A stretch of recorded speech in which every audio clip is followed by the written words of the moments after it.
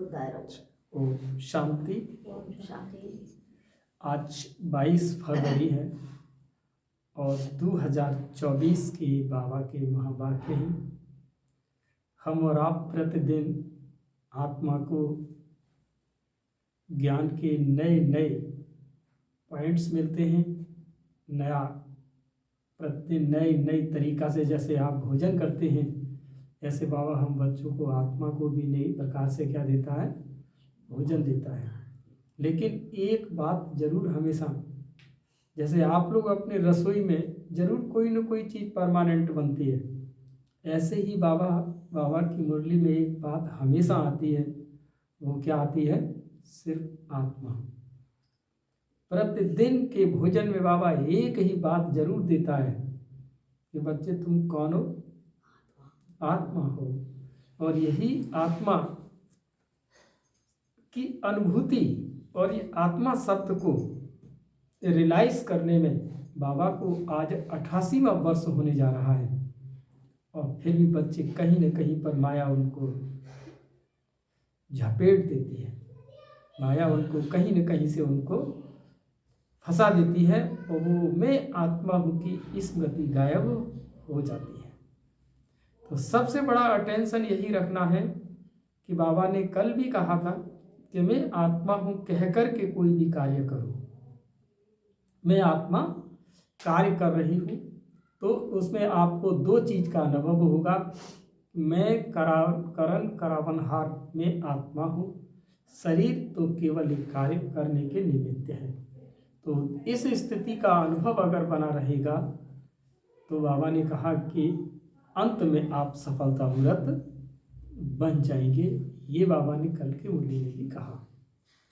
तो आज बाबा क्या कहते हैं कि मीठे बच्चे, इस शरीर से जीते जी मरने के लिए अभ्यास करो। इस शरीर से जीते जी मरने के लिए क्या करो? अभ्यास करो। मैं भी आत्मा और तुम भी आत्मा। इस अभ्यास से ममत्व निकल जाएगा। ये थी मीठी लाइन में बाबा ने कहा कि इस शरीर से जीते जी मरने का अभ्यास करो। मैं भी आत्मा और तुम भी आत्मा। इस अभ्यास से ममत्व निकल जाएगा, मेरा मेरा निकल जाएगा। मेरा तो सिर्फ बाबा है, मेरा तेरा निकल जाएगा। क्या रह जाए? केवल बाबा रह जाएगा। आज का प्रश्न है, सबसे ऊंची मंजिल कौन सी है? उस मंजिल को प्राप्त करने वालों की निशानी क्या होगी?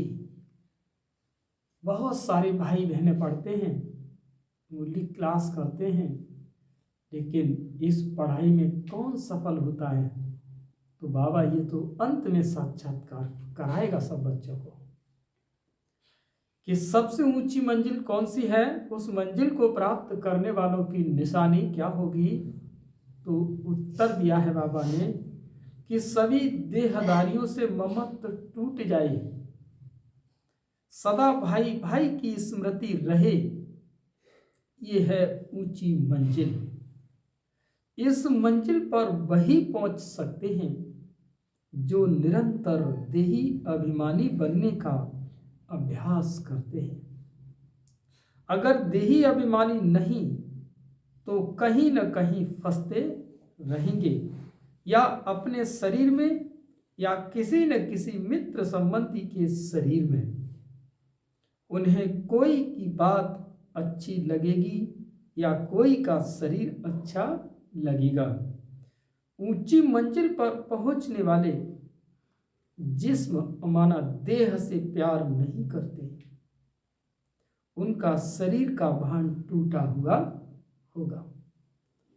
चाहे वो कोई भी है सामने वाले, यही तो है कृष्ण का महत्व।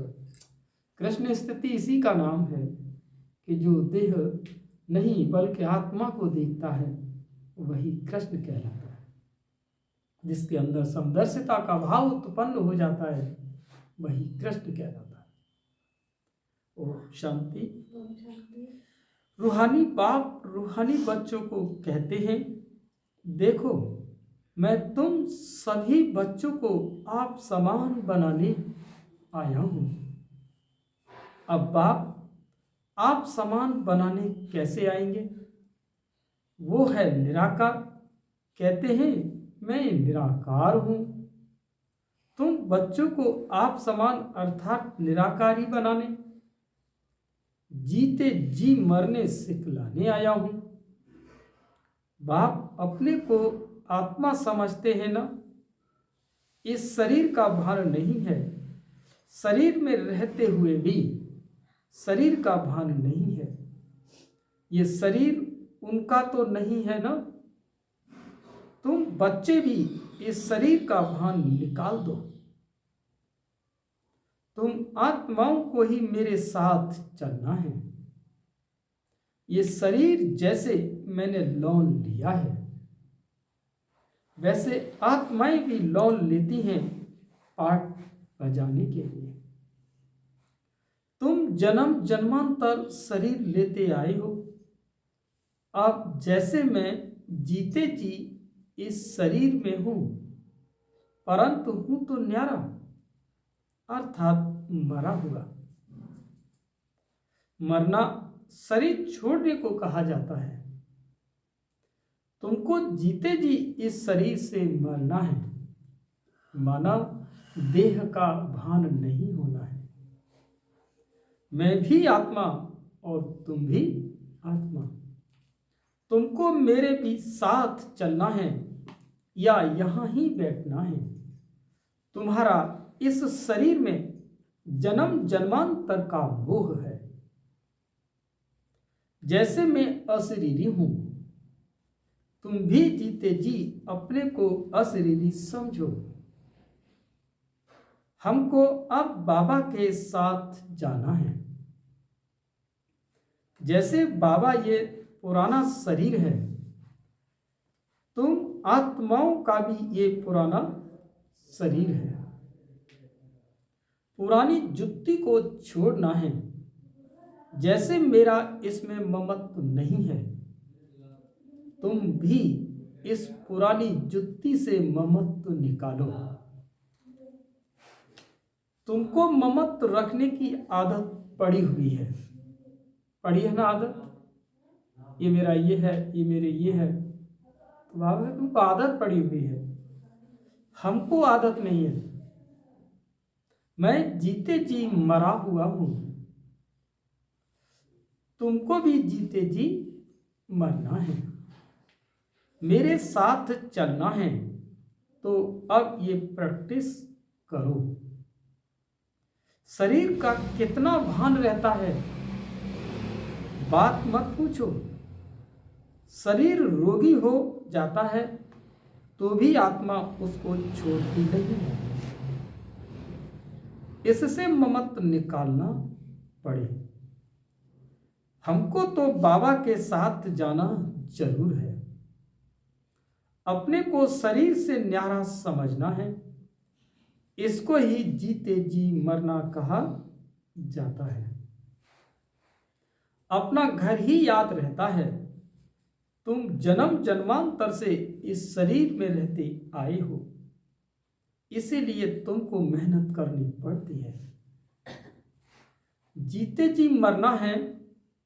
मैं तो इसमें आता ही टेम्परेरी हूं। कैसा आता हूं? टेम्परेरी। टेम्परेरी माना स्थायी नहीं रहता हूं। जब जरूरत होती है तो आ जाता हूं, और जरूरत नहीं है तो फिर वो चला जाता है। तो मरकर चलने से अर्थात अपने को आत्मा समझकर चलने से कोई को भी देहदारी में ममत्व नहीं रहेगा। अक्सर करके किसी न किसी का किसी में मोह जाता है, हो जाता है ना किसी किसी में। बस उनको देखने बगैर वो रह नहीं सकते। ये देहदारी की याद एकदम उड़ा देनी चाहिए, क्योंकि बहुत बड़ी मंजिल है। खाते पीते जैसे कि इस शरीर में मैं हूं ही नहीं, ये अवस्था पक्की करनी है। तब 8 रत्नों की माला में आ सकते हैं। मेहनत बिगर थोड़े ही ऊंच पद मिल सकता है। जीते जी देखते हुए समझें कि मैं तो वहां का रहने वाला हूं।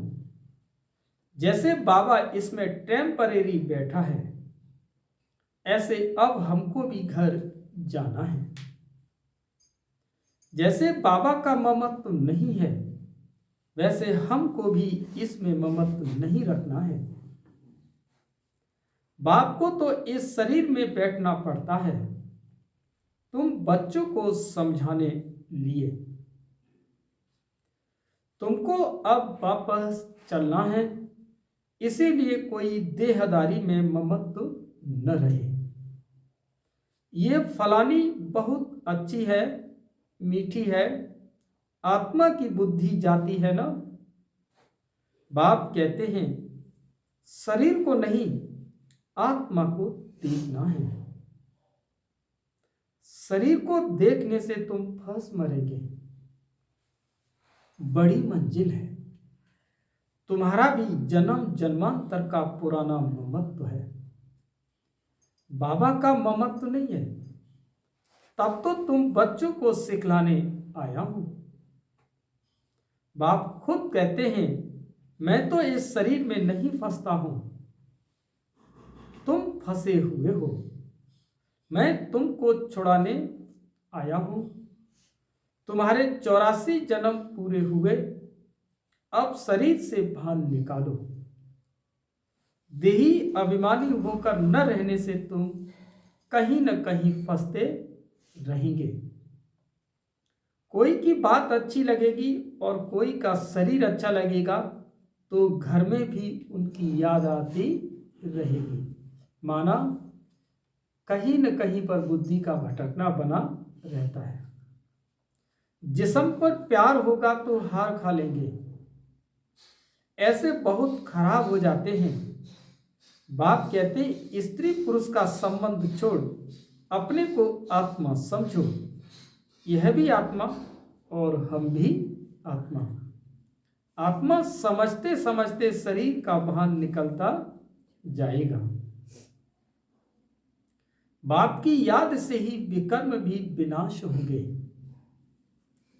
इस बात पर तुम अच्छी तरह से विचार सागर मंथन कर सकते हो।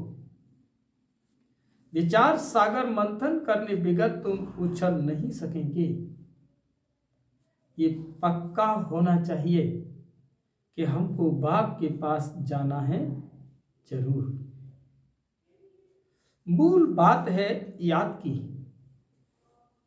84 का चक्र पूरा हुआ, फिर शुरू होना है। इस पुरानी देह से ममत्व नहीं हटाया तो फंस पड़ेंगे, या अपने शरीर में या कोई मित्र संबंधी के शरीर में। तुमको तो किससे भी दिल नहीं लगानी है। बाबा कहते हैं अपने को आत्मा समझ बाप को याद करना है। हम आत्मा भी निराकार और बाप भी निराकार। आधा कल तुम भक्ति मार्ग में बाप को याद करते आए हो। बाबा क्या कहते हैं? आधा कल तुम भक्ति मार्ग में क्या करते आए हो? बाप को याद करते आए हो। हे प्रभु कहने से शिवलिंग ही सामने आएगा। कोई देहधारी को हे प्रभु कह न सके। सभी शिव के मंदिर में जाते हैं, उनको ही परमात्मा समझ पूछते हैं। जाते हैं ना मंदिरों में। ऊंचे से ऊंचा भगवान है, एक ही है। और ऊंचे से ऊंचा अर्थात परम धाम में रहने वाला भक्ति भक्ति भी पहले अभ्यवचारी होती है एक की।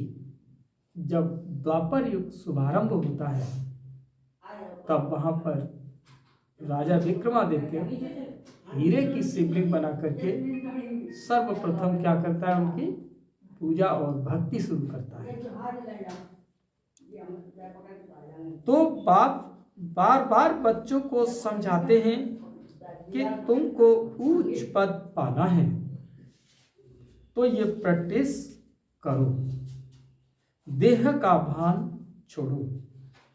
सन्यासी भी विकारों को छोड़ते हैं ना। आगे तो सतो प्रधान थे, अभी तो वो भी तमो प्रधान बन गए हैं। सतो प्रधान आत्मा कशिश करती है। जो सतो प्रधान जिसके अंदर होगा, जो प्योरिटी जिसके अंदर होगी, उसी प्योरिटी के कारण ही आत्मा को अट्रैक्शन होगा, आत्मा का खिंचाव होगा।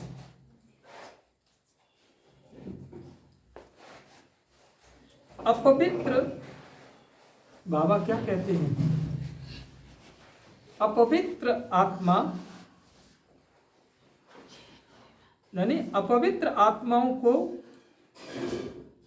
खींचती है, क्योंकि वो आत्मा पवित्र है।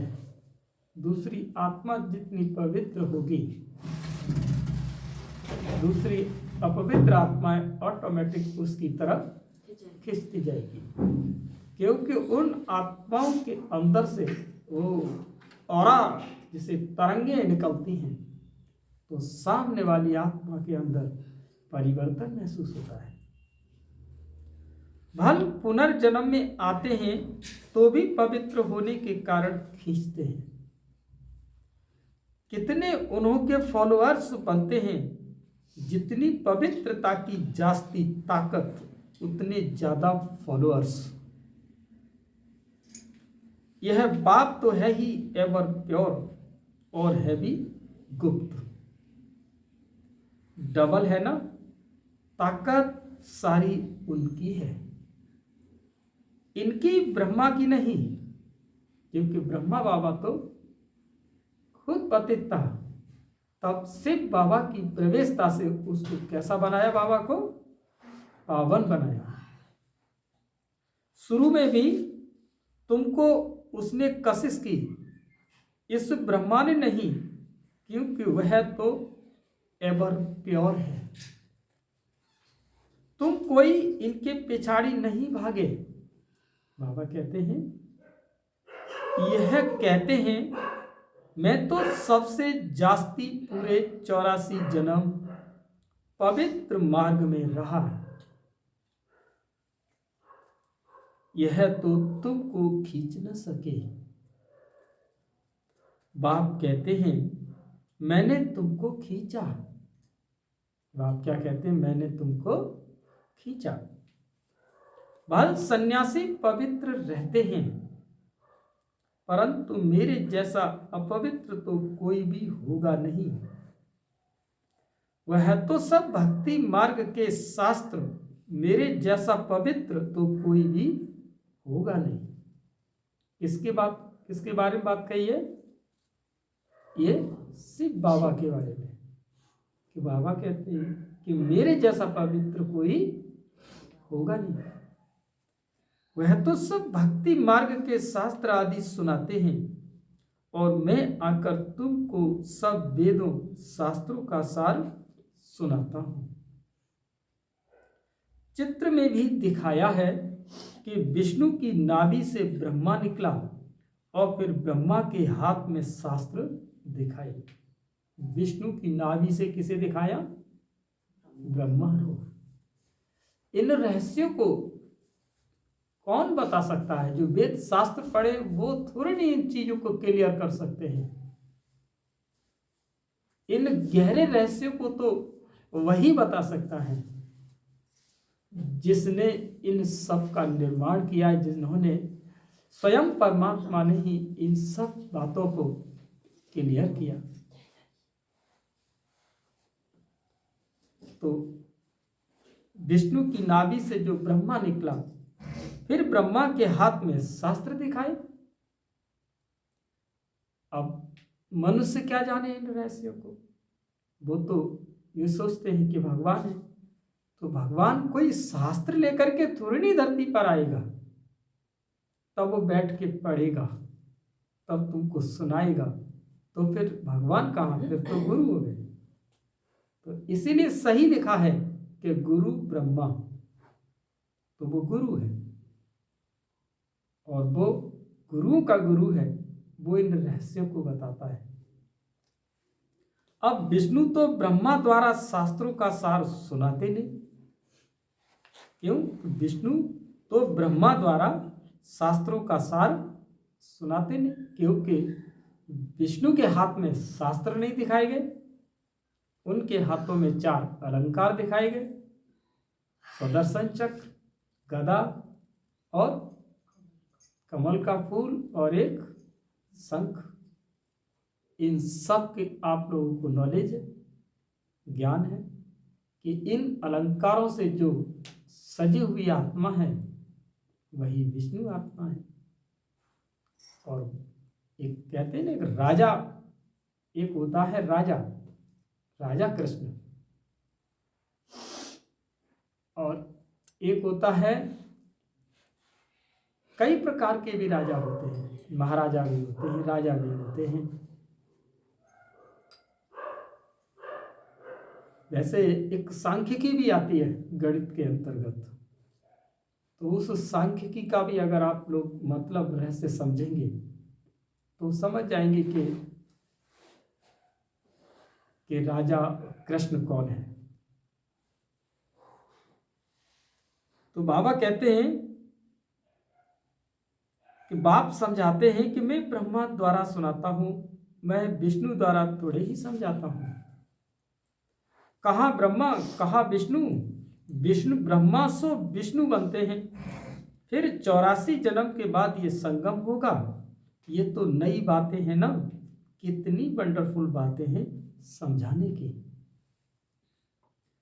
अब तो बाप कहते हैं बच्चे जीते जी मरना है, तुम शरीर में जीते हो ना, माना शरीर में जीते हो, माना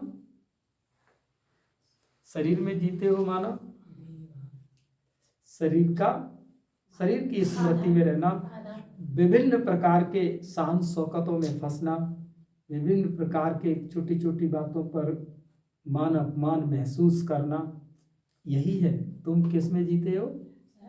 शरीर में जीते हो। समझते हो कि हम आत्मा हैं, हम बाबा के साथ चले जाएंगे, ये शरीर आदि कुछ भी ले नहीं जाना है। अब बाबा आया है, कुछ तो नई दुनिया में ट्रांसफर कर दें, कुछ तो ट्रांसफर कर दें। करेंगे ना सभी लोग, कर भी रहे हैं और किया भी है। तो कैसे ट्रांसफर करते हैं, चलते हैं आगे, तो बहुत बड़ी बात है, कुछ तो नई दुनिया को ट्रांसफर करते हैं।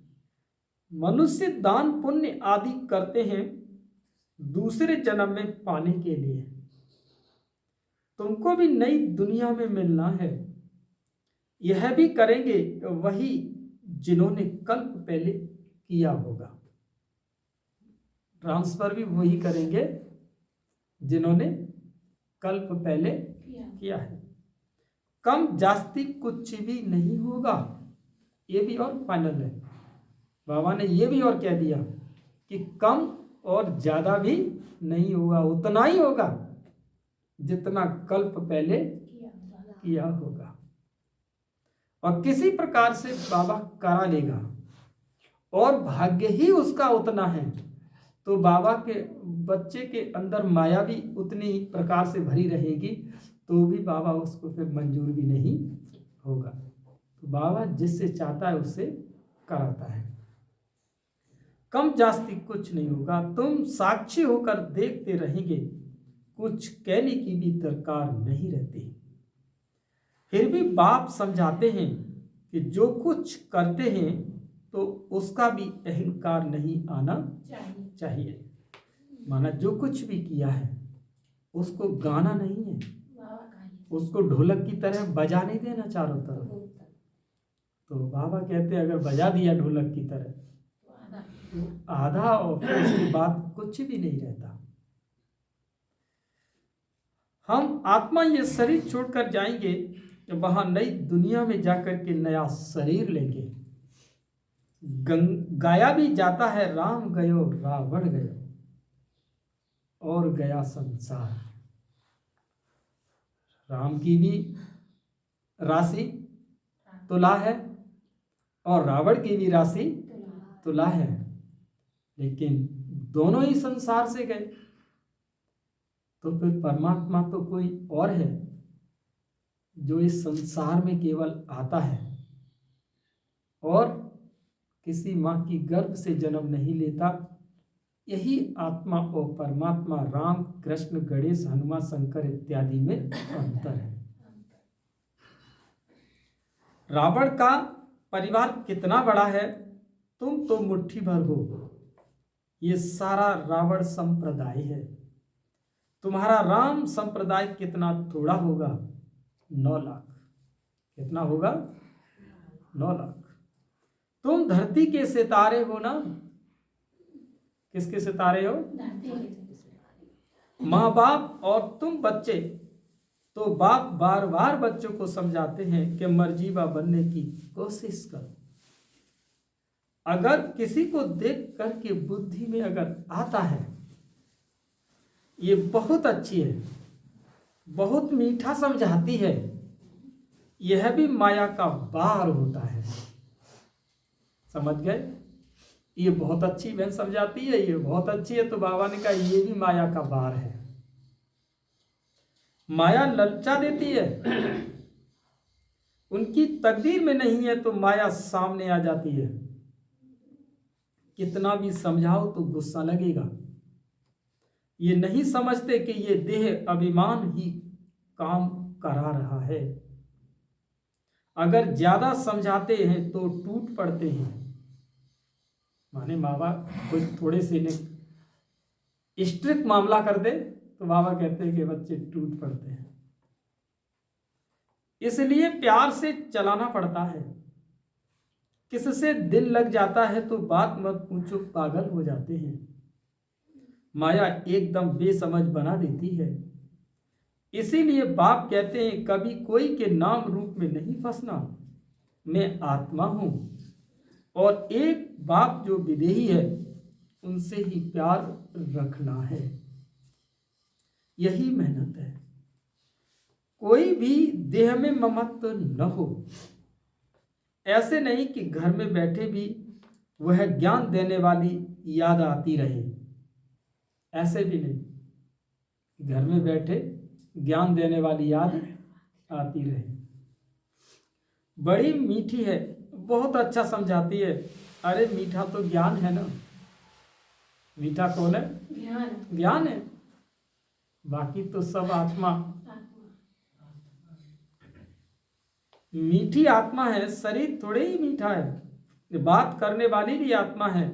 कभी भी शरीर पर आशिक नहीं होना है। आजकल तो भक्ति मार्ग बहुत है ना। देखो ना, महाशिवरात्रि आएगी तो भंडारे पे भंडारे होंगे चारों तरफ। ऐसा लगता है जैसे कि आज के ही दिन सब कुछ लूट लेंगे, कुछ रहेगा ही नहीं भगवान के पास। नहीं, शिवरात्रि आ रही ना अभी तो हाँ, वो तो एक कहने का मतलब यही है ना, वो समझते कि अब कुछ रहेगा नहीं। आज शिवरात्रि, आज ही सब कुछ भगवान शिव लुटा देंगे, हमारे ऊपर कुछ रहेगा नहीं बाहर। लेकिन हम बच्चों के लिए सदा शिवरात्रि, और हम बच्चों के लिए बाबा ने क्या कहा है? सदा शिवरात्रि। एक दिन वाली रात्रि नहीं, सदा शिवरात्रि। प्रतिदिन तुम्हारे लिए शिवरात्रि है। आनंदमयी माँ बाबा कहते हैं आजकल तो भक्ति मार्ग बहुत है।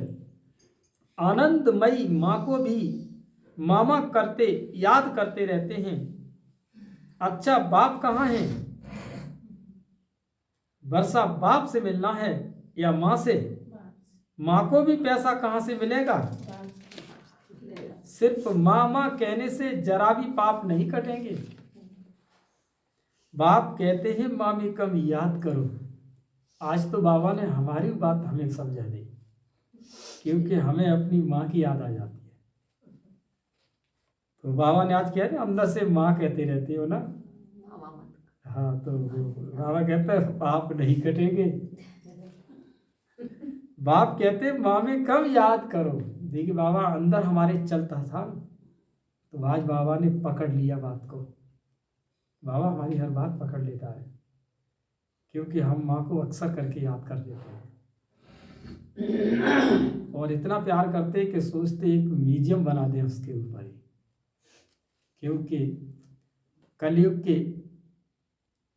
कलयुग वो सृष्टि चक्र 4 भागों में तो बंटता है ना। तो हम 4 भाई तो थे, एक सतयुगी, और हमसे बड़े वो त्रेता युगी, और उनसे छोटे वो एक बिल्कुल द्वापर के और एक कलयुगी है। 4 भैया हैं और 4 वही युगत जैसे हैं, और उस माँ से ही 4 पैदा हुए। सतुरज होता हूँ। माँ से भेंट नहीं करने जाते हैं कभी? माँ तो दूसरे नंबर के है ज्ञान। तो बाबा कहते हैं ना कि नाम रूप में नहीं फंसना और ही पाप हो जाएगा, क्योंकि बाप का नाफरमानदार बनते हैं वो।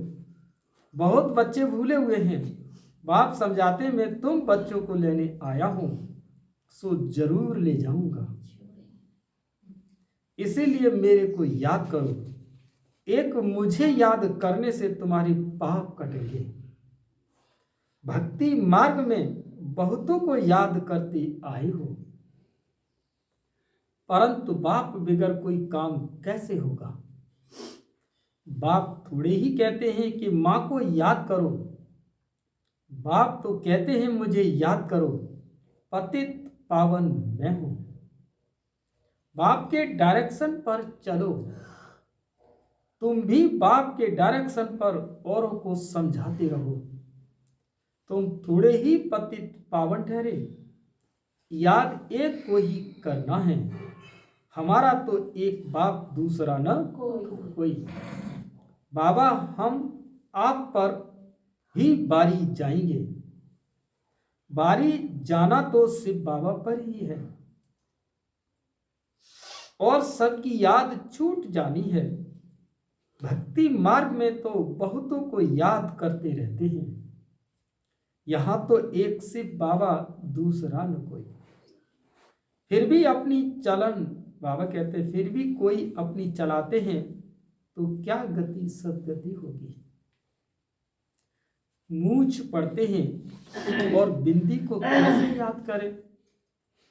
अरे तुमको अपनी आत्मा याद है ना कि मैं आत्मा हूं, वह भी बिंदी रूप ही है, तो तुम्हारा बाप भी बिंदी है। बाप से वर्षा मिलता है, माँ तो फिर भी देहधारी हो जाती है। तुमको विदेही से ही वर्षा मिलना है, इसीलिए और सब बातें छोड़ एक से बुद्धि योग लगाना है। सारा सार निकल के आया, सब बातें छोड़ बुद्धि योग सबसे निकाल, एक बाप से ही याद लगाना है।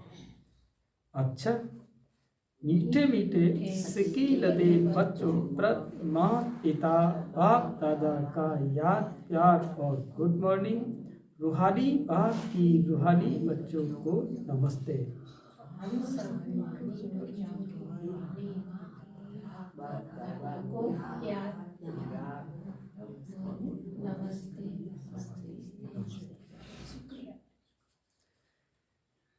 धारणा के लिए मुख्य सार है।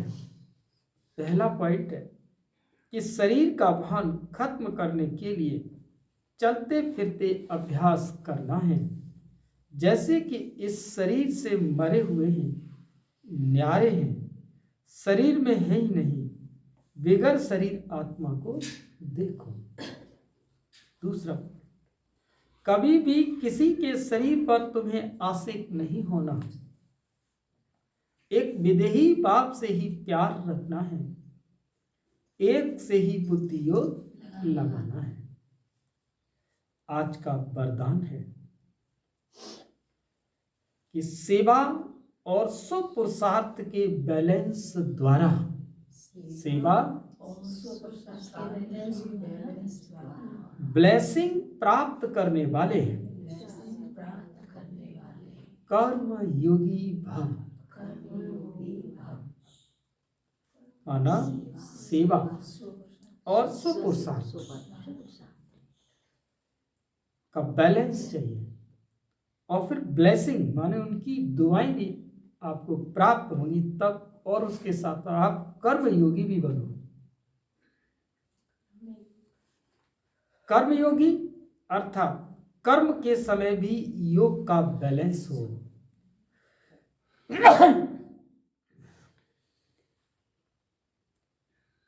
कर्म योगी अर्थात कर्म के समय भी योग का बैलेंस हो।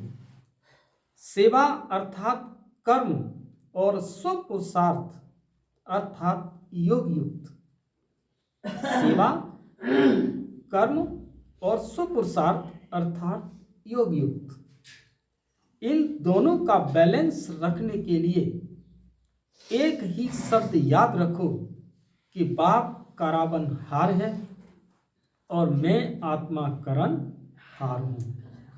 यह एक शब्द बैलेंस बहुत सहज बनाएगा और सर्व की ब्लेसिंग मिलेगी।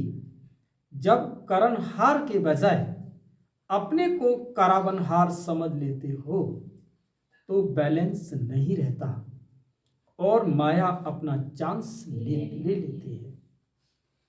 आज का स्लोगन है कि नजर से निहाल करने की सेवा करनी है तो बाप दादा को अपनी नजरों में समा लो। अच्छा, ओम शांति। ये थे बाबा के वाक्य।